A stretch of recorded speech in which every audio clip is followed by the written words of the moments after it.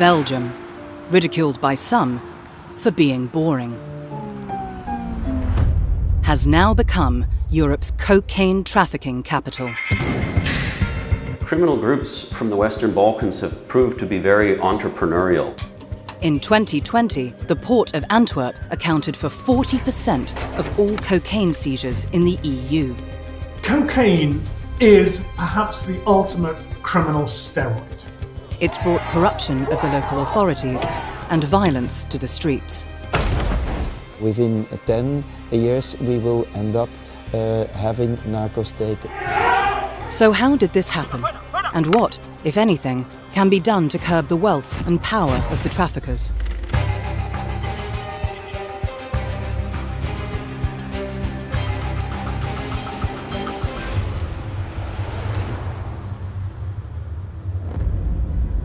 June 2020, just outside the Belgian port of Antwerp.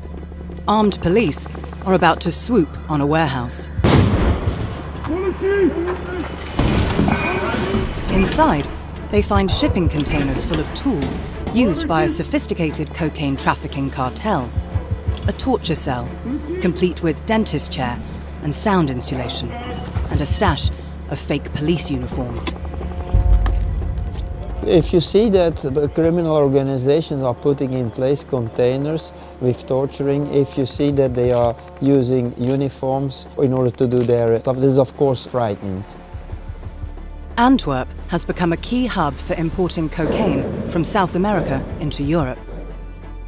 In recent years, there have been record and increasing seizures of cocaine at the port. This one was a container with bananas coming from Colombia. You can see here a darker mass.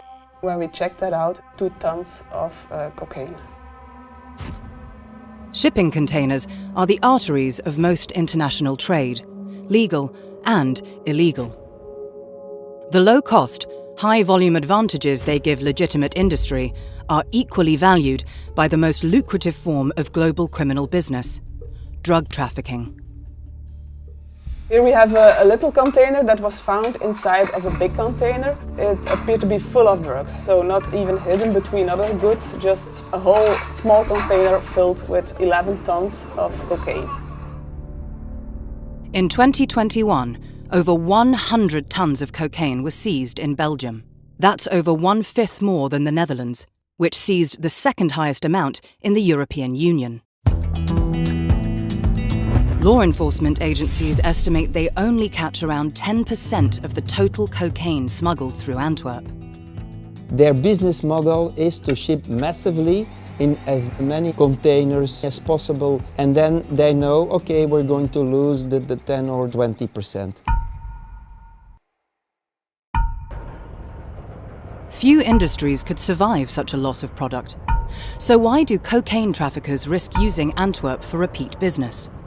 Because they, like legitimate companies, can rely on the infrastructure and logistics that Europe's second biggest and furthest inland seaport offers. A huge variety of global goods pass quickly through Antwerp and are distributed across the continent fast, whether that product is coffee, counterfeit, or cocaine. Illicit markets operate in many of the same ways as licit markets. So the same ports that are being used to smuggle drugs are also the ones that we're moving everything else in. On average, 12 million containers move in and out of Antwerp each year, and only around 2% of containers are physically checked by the authorities.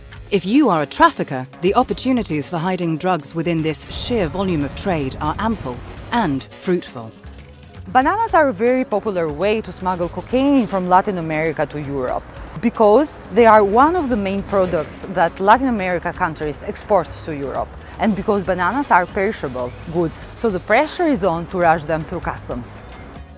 Traffickers decide to piggyback off this efficiency and to play the numbers game.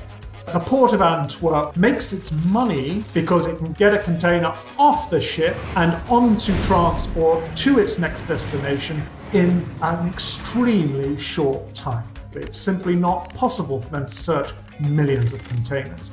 And this is what the traffickers are depending on and have traditionally depended on.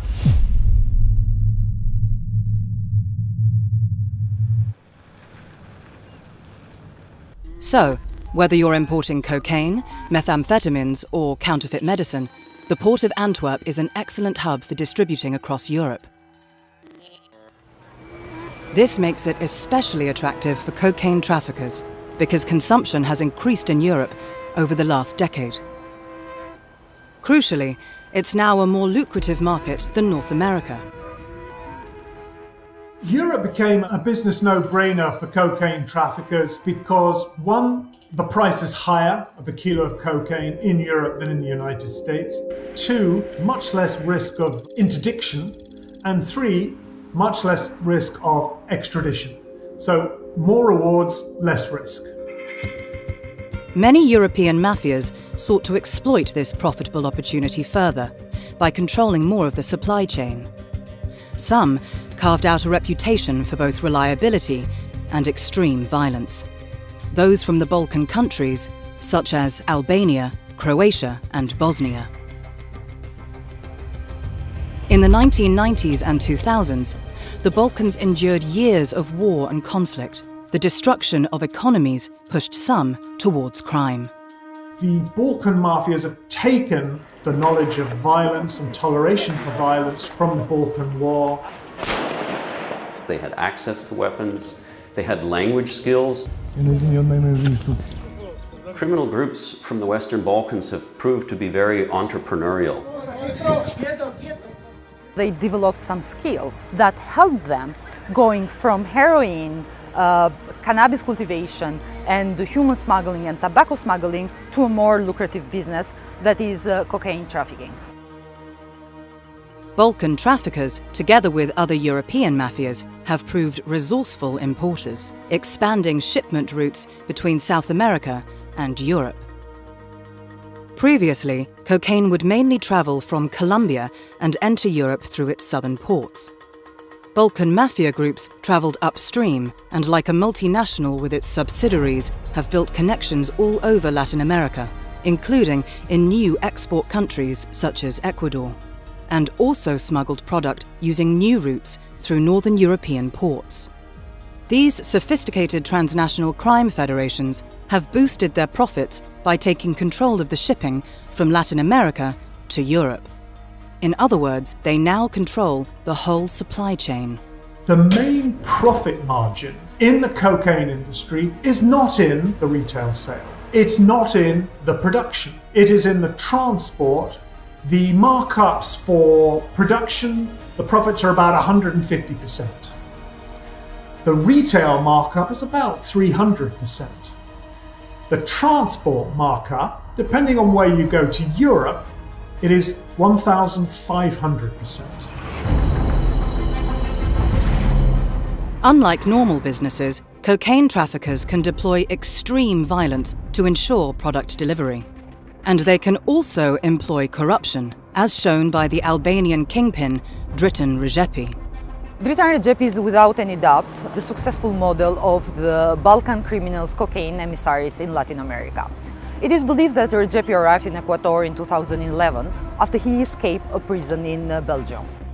Dritan Rezepi was imprisoned in Ecuador in 2014, but that didn't stop him running a highly profitable cocaine empire.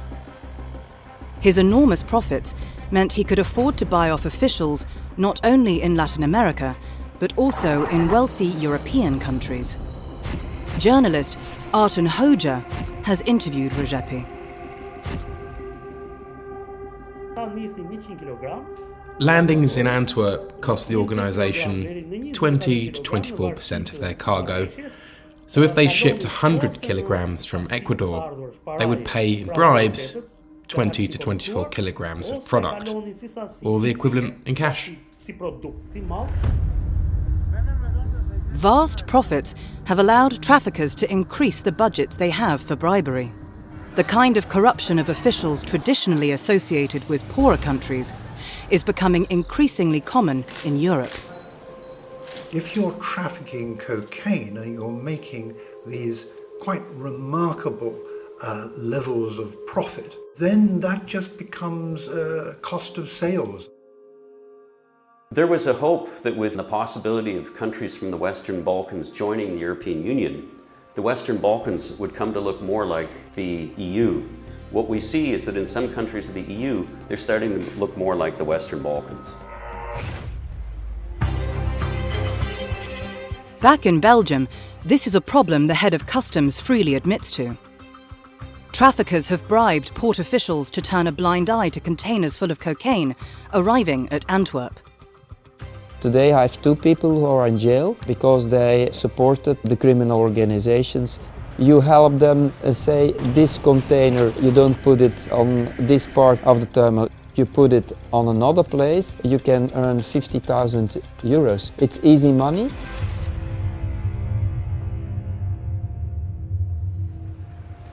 And there are worrying signs in this corner of Europe that corruption extends beyond port workers, right up to the top. Remember this container full of 11 tons of cocaine with a street value of up to €750 million?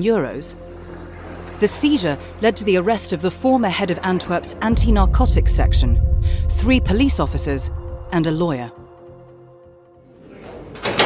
Big corporations often lobby politicians. Traffickers deploy a different kind of pressure group, because if a bribe isn't an option, the bullet is. The mayor of Antwerp needed 24/7 police protection after speaking out against drug mafias. They have the money to influence politics and so on. So what is the worrying part for me in this war on drugs is what the cocaine has done in South America. One should not be naive. What is possible in South America is also possible in Europe. Despite Belgian police launching their largest ever operation against organised crime in 2021, the head of customs has little faith the traffickers can be stopped at present. The effect on the criminal organization remains minor. We seize a lot, but the prices on the marketplace, they remain the same.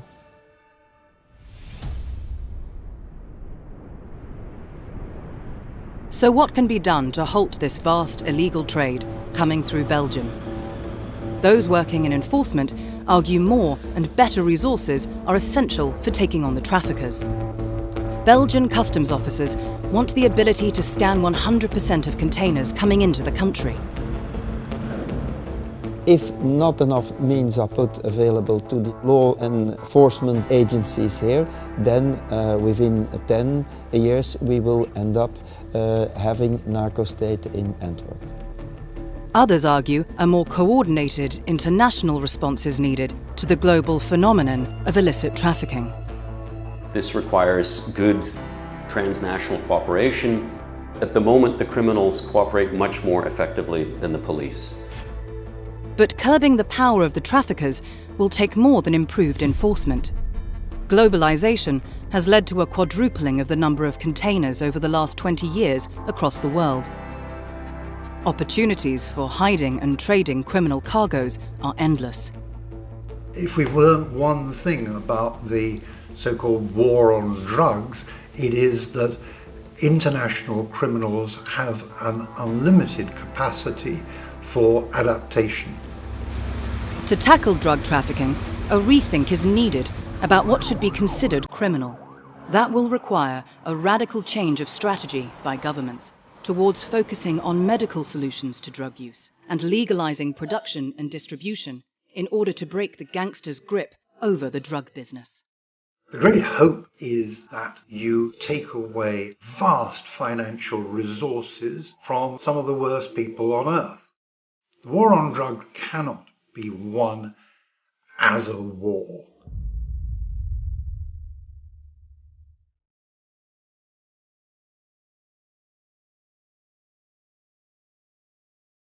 Hello, I'm Tom Standage, Deputy Editor at The Economist. If you'd like to learn more about this topic, click on the link opposite.